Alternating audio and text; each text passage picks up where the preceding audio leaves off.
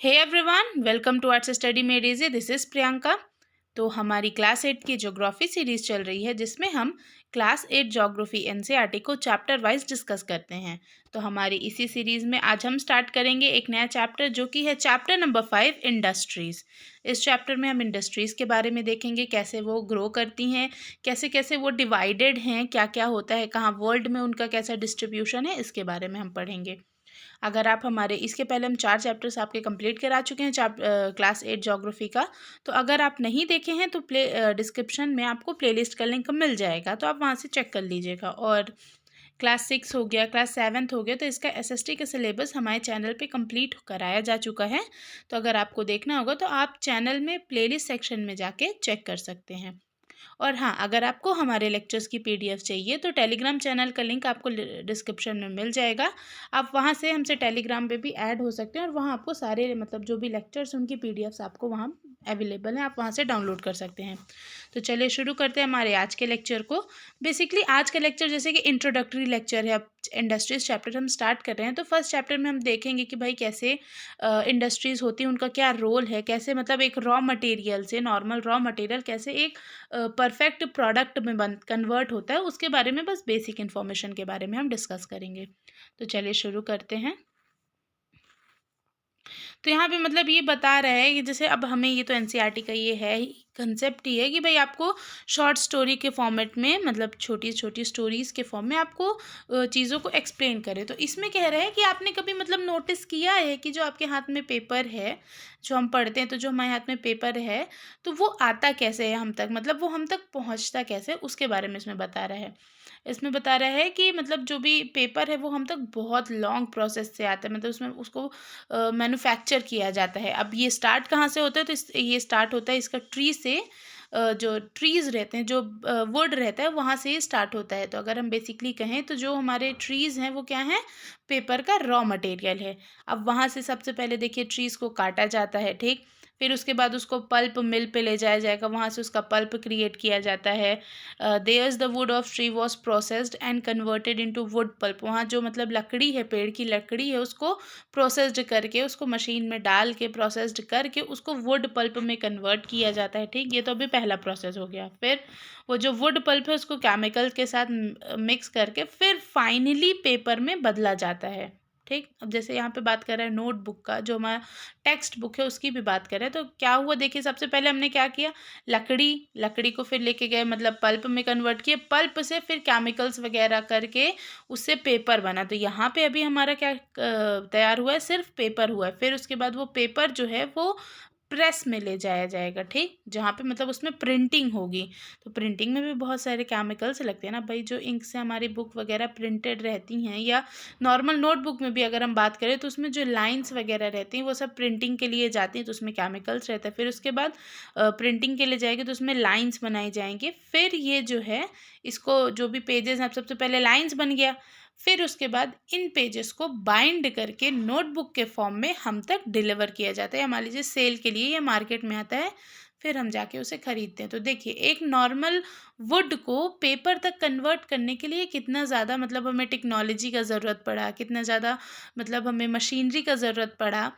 तो ये सब क्या है, यही जो बीच में जो मतलब एक रॉ मटेरियल को एक फुल फर्निश्ड प्रोडक्ट में कन्वर्ट करते हैं, तो इस बीच की जो प्रोसेस है वो जिस मतलब मीडियम से होती है उन्हें हम इंडस्ट्रीज़ कहते हैं। देखिए अब वुड को पल्प में कन्वर्ट करने में और पेपर मेकिंग की तो एक इंडस्ट्री होगी, फिर उसके बाद प्रिंटिंग की एक इंडस्ट्री होगी, फिर उसके बाद डिलीवर करने के लिए उसका पूरा एक सिस्टम होगा, ट्रांसपोर्टेशन वगैरह का, सेल का होता है।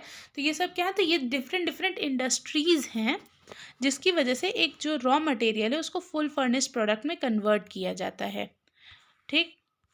इसी के बारे में हम पढ़ेंगे। जैसे यहाँ पे ये जो फोटो है तो इसमें क्या बता रहा है कि भाई एक नॉर्मल पेड़ से कैसे हमारा पेपर बन के हमारे हाथ में आया, इसके बीच की प्रोसेस को हमने आपको बताया अभी। अब अगर आपको हम एक बार रिकॉल कराएं तो उसमें क्या रहता है, तो देखिए क्या हुआ, सबसे पहले वुड लिए, वुड को काटे, ठीक, फिर उसके बाद उसको पल्प में कन्वर्ट करे, पल्प से फिर पेपर बना, पेपर से फिर वो प्रेस में गया तो उसमें लाइंस वगैरह प्रिंटेड हुई, फिर उसके बाद वो ट्रांसपोर्टेशन से सेल के लिए मार्केट में आए, मार्केट से फिर हम खरीदते हैं। तो दिस इज़ द प्रोसेस जिसमें मतलब हम वुड को पेपर में कन्वर्ट करते हैं। इस बीच में जो मतलब मैन्युफैक्चर करते हैं, अगर हम बात करें तो हमने वुड को मैन्युफैक्चर किया, मैन्युफैक्चर मतलब कि हमने उसमें इतनी ज़्यादा प्रॉपर्टीज़ को ऐड किया जिससे उसकी वैल्यू बढ़ गई।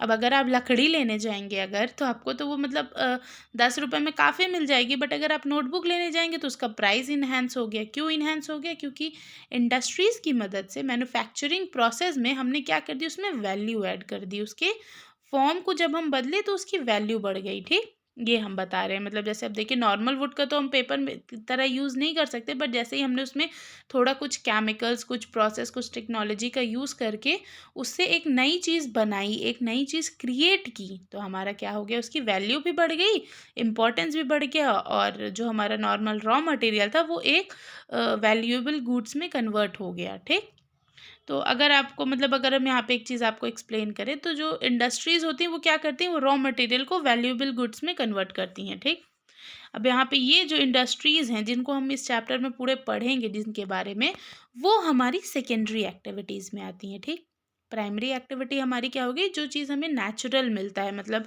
रॉ मटेरियल की अगर हम बात करें तो जो चीज़ हमें नेचुरल मिलता है that is our primary activities. What secondary activities, तो सेकेंडरी एक्टिविटीज़ उस रॉ मटेरियल को एक फुल फर्निश्ड गुड्स में कन्वर्ट करती हैं हमारी नीड के अकॉर्डिंग, तो वो हमारी सेकेंडरी। और टर्शियरी क्या करती है, तो टर्शियरी प्राइमरी और सेकेंडरी को सपोर्ट प्रोवाइड कराती हैं। ठीक, ये मतलब आपको थोड़ा प्राइमरी, सेकेंडरी और टर्शियरी के बारे में बता दिए। तो ये जो हमारे इंडस्ट्रीज़ है जिनके बारे में हम इस पूरे चैप्टर में डिस्कस करेंगे, वो क्या हैं, वो सेकेंडरी एक्टिविटीज़ हैं। और manufacturing change raw material into product of more valuable to people, तो इसमें जैसे बता रहे हैं कि इनको हम सेकेंडरी एक्टिविटीज़ भी कहते हैं। और मैन्युफैक्चरिंग, जो भी मतलब मैन्युफैक्चरिंग हम करते हैं, वो क्या करती हैं, वो रॉ मटेरियल को एक वैल्यूएबल प्रोडक्ट में, एक वैल्यूएबल गुड्स में कन्वर्ट कर देती हैं हमारी नीड्स के अकॉर्डिंग। तो दिस इज़ अवर इंडस्ट्रीज़। अगर हम डेफिनेशन में भी कहें तो व्हाट दे डज, तो दे जस्ट कन्वर्ट और manufacture raw material into valuable goods according to our needs is industries.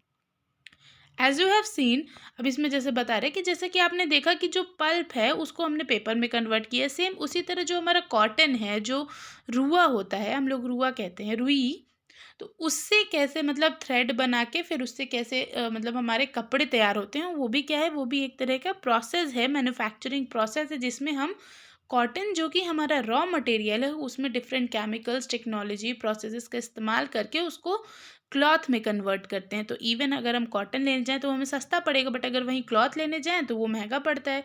महंगा यानी कि ज़्यादा वैल्यू का रहता है। क्यों? क्योंकि उसमें इतनी ज़्यादा प्रोसेस लगा के हमने उसकी वैल्यू बढ़ा दी अपनी नीड्स के according. The paper made from pulp and cloth made from cotton have the value added to them at each state of manufacturing process. तो जैसे कि इसमें कह रहे हैं कि जितनी स्टेज में उनका मतलब जितनी जितनी ज़्यादा उनकी मैन्युफैक्चरिंग होगी, जितना ज़्यादा उनको मतलब मैन्युफैक्चर किया जाएगा, प्रिपेयर किया जाएगा, उतनी ज़्यादा उसमें वैल्यू ऐड होती जाएगी, ये बता रहा है। मतलब हर एक स्टेप में उन पे वैल्यू ऐड होती जाएगी।